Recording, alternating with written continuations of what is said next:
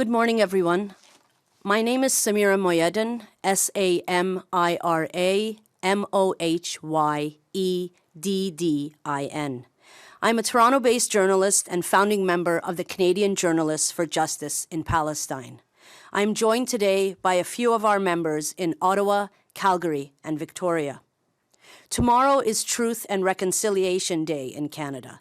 I want to acknowledge that we are gathered on stolen Indigenous land, a truth that Canadian journalism had for far too long underreported, just as it now fails to report honestly on the genocide unfolding in Gaza and the ongoing occupation and apartheid military system in other parts of occupied Palestine. I'd like to take a few seconds of silence to recognize and honor the sacrifices journalists in Gaza made and are making to show the world what Israel is doing to their lives and to their land.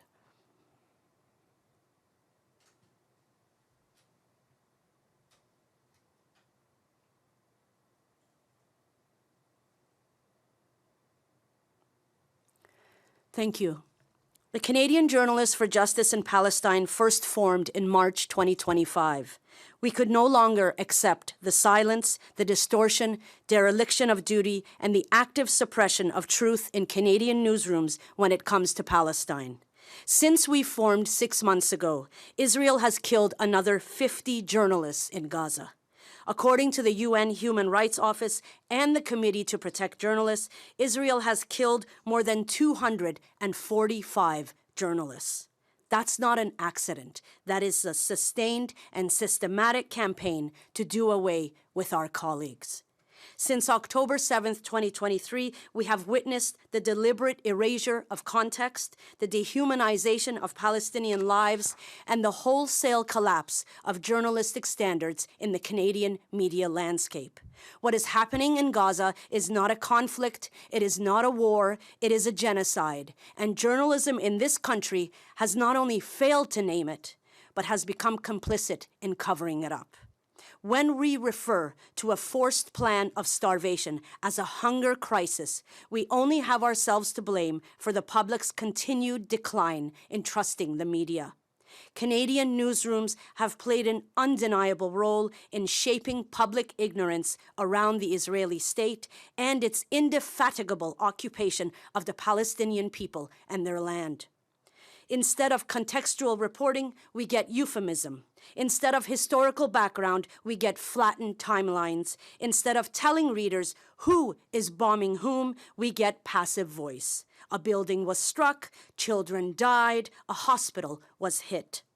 Today, you will hear from some of our members as to why they joined Canadian Journalists for Justice in Palestine and what it has been like to try and do one's job during a slow drip denied genocide. And now I will give the microphone to one of our Ottawa members, Abby Hayward.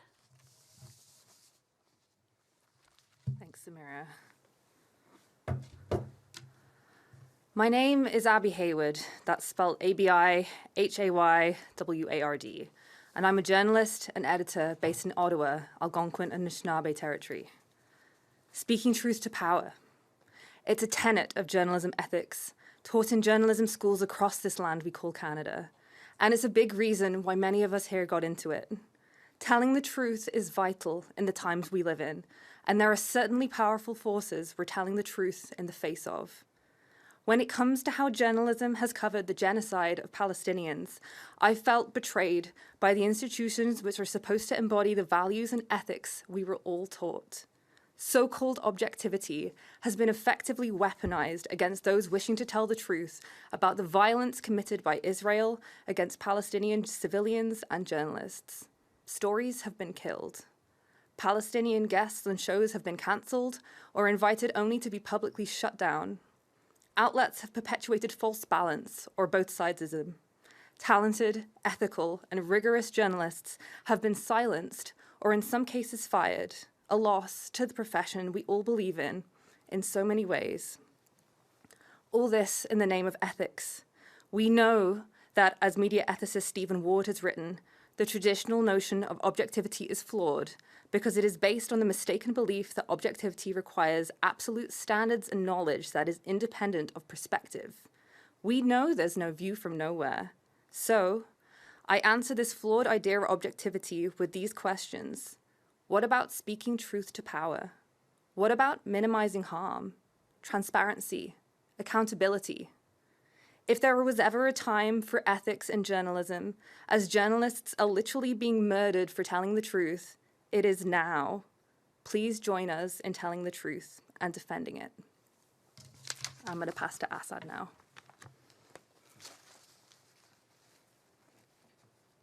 My name is Asad Chisti, AsadChishti,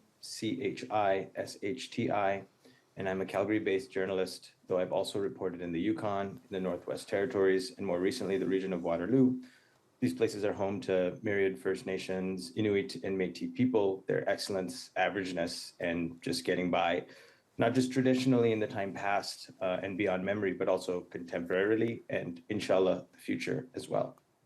You know, I woke up today, with confirmation and news of, organizations like Médecins Sans Frontières, Doctors Without Borders, seizing operations in Gaza, in Palestine, because they're surrounded by forces. And one of the lines in that news update was the lack of coverage in Western media, just no coverage on this. I come from a family of engineers and teachers, but also journalists, writers, poets, and gardeners. My great-grandfather was a journalist in India, so is my uncle.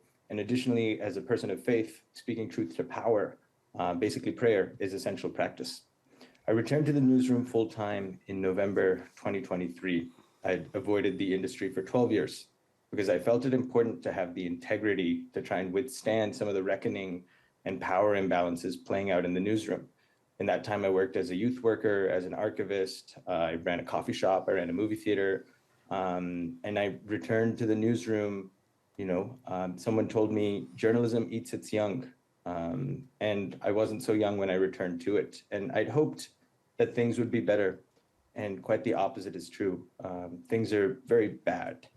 How you do journalism is important. It's not just enough, like how, what we report on, but how we report.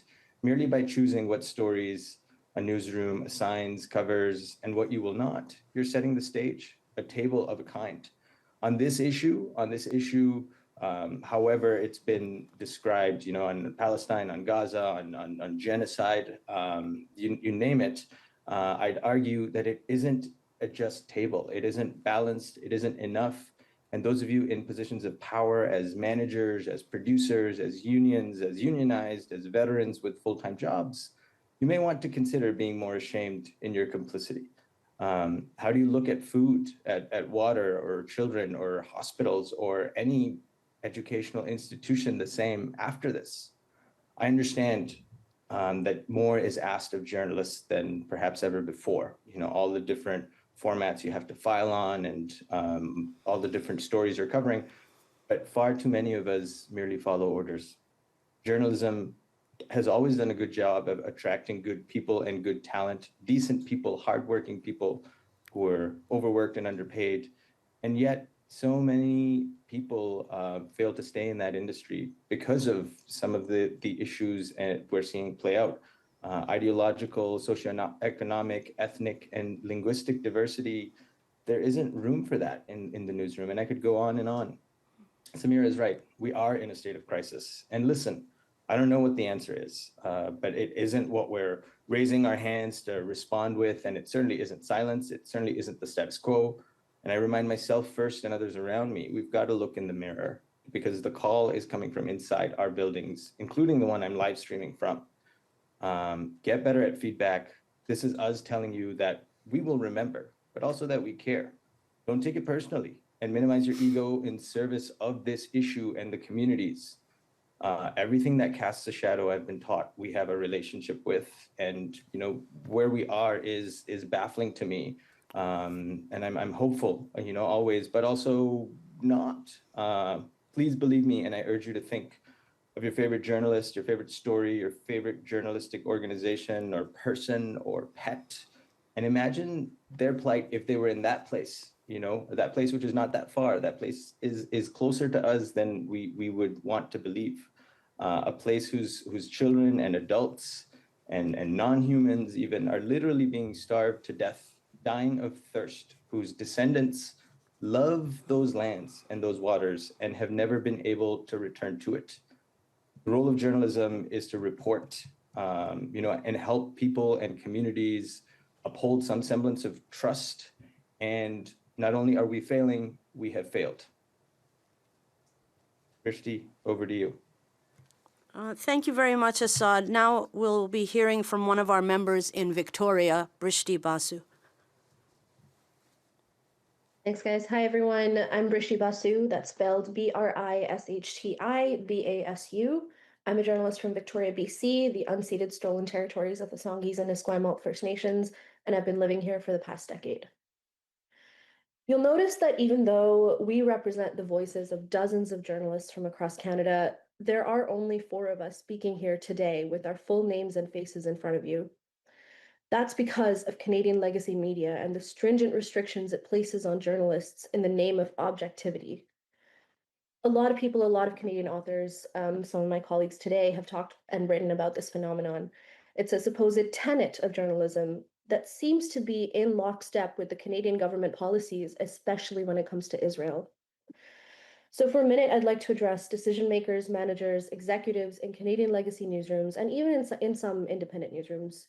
You know who you are. You know how you have been complicit in manufacturing consent for this genocide. You've twisted words, you've blindly reprinted Israeli lies, you've violated your own journalistic standards and practices to do so. That's all documented.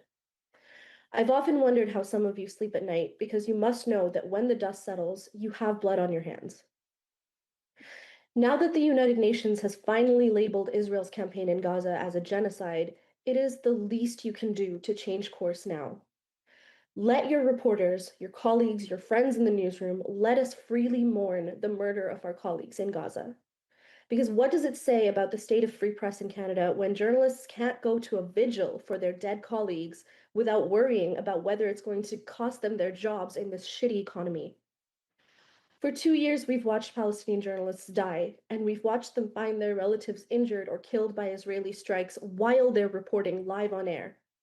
And none of this started on October 7th. How far back do you want to go? 2022, Israel murders Shireen Abu Akleh, then boldly lies about it until it's proven without a doubt. 2008, Israel kills Reuters cameraman Fadel Shana. 2003, they killed British filmmaker James Miller. 2002, Palestinian journalist Imad Abu Zahra. On and on the list goes.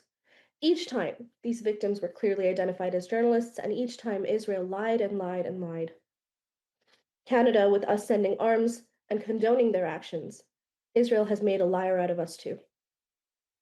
I'll turn it back to Samira. Thank you so much, Brishti. We are in a crisis of journalism. Our craft is being hollowed out by fear, complicity, and institutional cowardice. Let's be clear. When over 65,000, and we all know that number is conservative, when over 65,000 Palestinians, most of them children, are killed, when hospitals are systematically bombed, when healthcare workers are kidnapped and killed, when entire families are being removed from the civil registry, and when water wells that Canada helped build and fund are mined and blown up. The fact that we refuse to call this a genocide doesn't mean that we're dealing with objectivity. We are dealing with ideological alignment at worst, disguised as neutrality. Let's stop this pretend game we do with Israel. This isn't about objectivity. Journalism is never neutral. And right now, Canadian journalism has chosen to platform military spokespeople over war crimes investigators. It has chosen to fact-check grieving mothers instead of Israeli generals. It has chosen to believe power instead of scrutinizing it. Canadian Journalists for Justice in Palestine are here today to demand the following from the Canadian government. 1, We call for and support a fully independent international investigation through the United Nations or the International Criminal Court into the targeting of journalists and media workers in Gaza.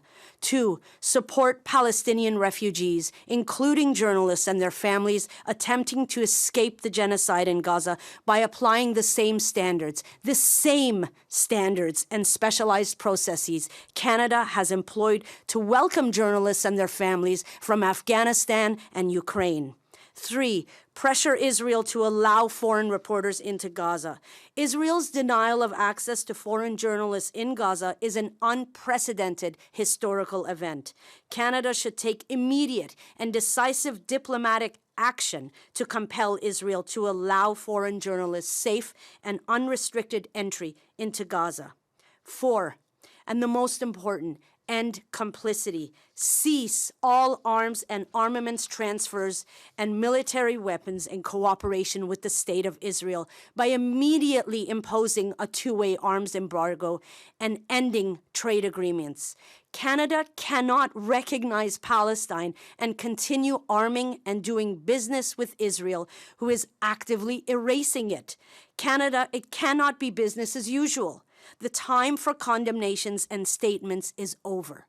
The time for action is now. Canada's Foreign Minister, Anita Anand, spoke today at the United Nations just an hour ago. She called on Israel to protect Palestinians and healthcare facilities.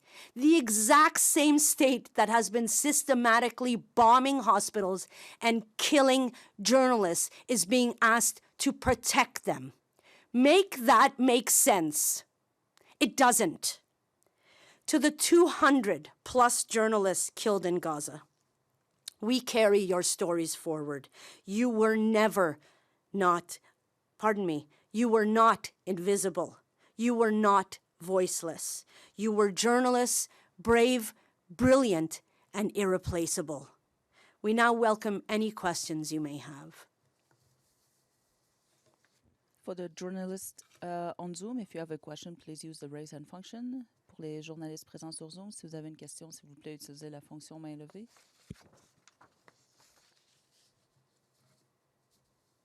You don't have any questions at the moment. Is there something you would like to add to your statement? I mean, I'd have to say the fact that no one is covering this, there are no reporters covering the fact that journalists have come from across this country to tell you that there is a crisis, speaks to the reckoning that we as an industry are refusing to have. We shouldn't even be up here addressing you in this manner. Healthcare workers shouldn't be in press galleries addressing the Canadian government to act. We like to think of ourselves as being leaders in press freedom around the world. We need to actually follow these condemnations with action. Is there anything you'd like to close with? We have a question. Oh, great. Dylan Robertson, please go ahead. Hi there. Thanks for taking our questions. I wanted to ask about the request for a path to refugee resettlement.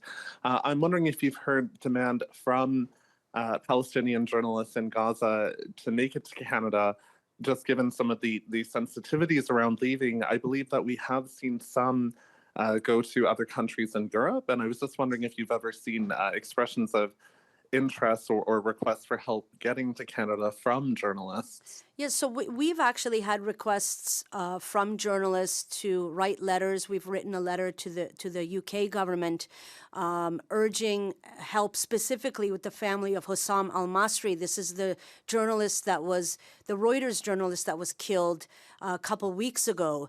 But we already know that 4,000 Palestinian families are waiting on a list that Canada has just been doing nothing with. And they stood in this press gallery. Gazan Canadians stood here last week urging the government to act.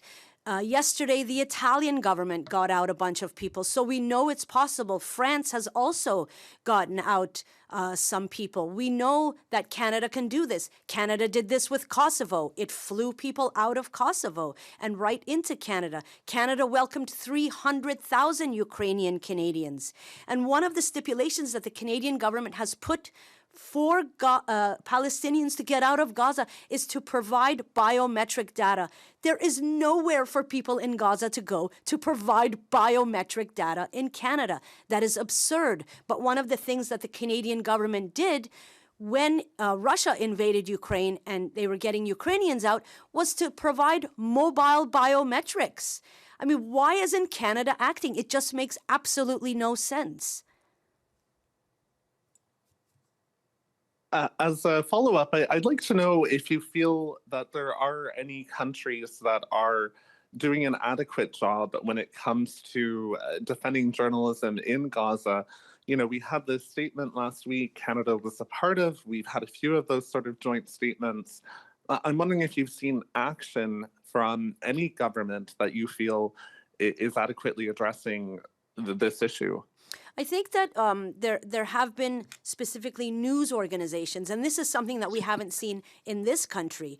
Agence France Presse was the first news organization to come out and say, we need protection for our journalists, and they called on their government to act. The news organizations in this country have been pretty silent, and that includes the so-called media rights organizations that we have, ones who actually have the word human rights or freedom of expression in their names. They have been relatively silent on this, and they have not pushed to get journalists out of Gaza in the way that they did with, for instance, Afghanistan.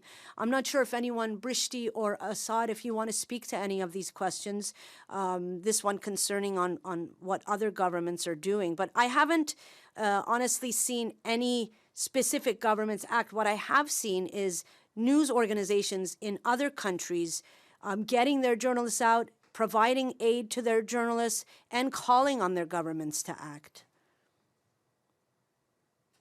I'll jump in there for a moment. Dylan, thank you for your questions. You know, I think like in this moment, you know, it's a question that I've asked some fellow members at the CJJP. It's like, what is our lane? What is our jurisdiction? So like, how do you respond to an impossible situation? Which is like, this is an unfathomable situation and has been for many, many, many years. And what we can do, you know, as journalists, as media workers in Canada, is ask our government to do better. You know, I think we often sort of say, like, well, like we're doing better than so and so. Like, no, like we need to be doing the best that we can. And so, yeah, I think fundamentally, you know, your question, I'm just like, I don't really want to respond to that entirely, because I think as media workers in Canada, it's like what is Canada's role in this moment? If I could just follow up with what Asad said, and just speak directly to your question about governments. You know, our government in August of 2025, Anita Anand addressed the United Nations, and in that speech of hers, she directly spoke about press freedom, but she never names who's killing the journalists. You know, when you can't name the killer, how are you supposed to protect the people they're killing? This sort of duplicitous, Janus-faced behavior on the part of the government needs to stop. We need to be able to name who's killing journalists and not just say journalists killed.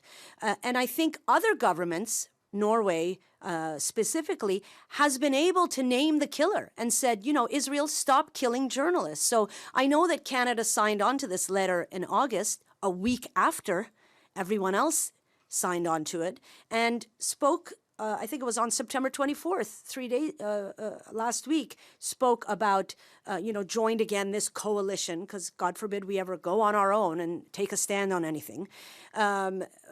You know, joined and signed a letter, again, saying, please stop killing journalists. I mean, this type of rhetoric needs to stop. You don't ask the murderer to stop killing. You need to go in and, you know what, I really think that it's time for Canada to do what it did in Rwanda when it launched the responsibility to protect. Governments need to now protect Palestinians in Gaza. Israel cannot be trusted to protect the people it's killing. I have another question, Dylan. Yes, thank you. I wanted to ask a question, not in a spirit of two-siding things, but in the context of understanding what's happening in Gaza. Obviously, the focus here is on Israel. I'm wondering what other restrictions exist in Gaza right now, if we're seeing Hamas restricting any reporting or any of the other groups or, you know, some of the gangs in there. I know the focus today is on Israel and what we've seen, the numbers that are coming out. But in the spirit of understanding the totality of journalism in Palestine, I'm wondering, you know, are there restrictions from Hamas? Is it free to report and it's just, you know, what's coming from outside Gaza that's causing all of the issue here? I'm not sure I understand what the last part where you said what's coming outside of Gaza. Oh, causing sorry, the like issue. that.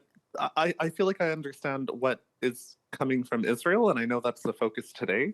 I'm wondering if the journalists in Gaza are facing any pressures from Hamas or any other actor within the territory other than the IDF. From what I know, Hamas has not been systematically slaughtering Palestinian journalists in Gaza. I think we can say that.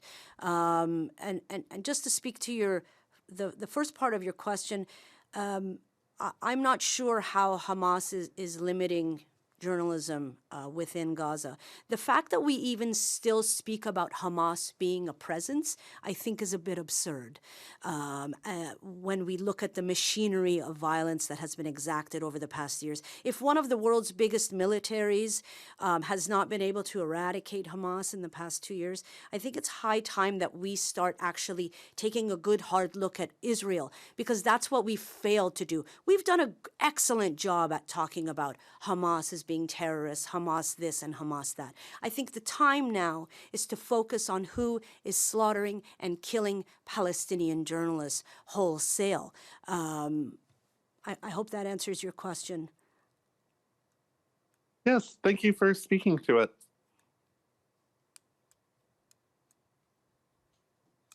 All right. Thank you. Thank you so much. This concludes the press conference. Merci.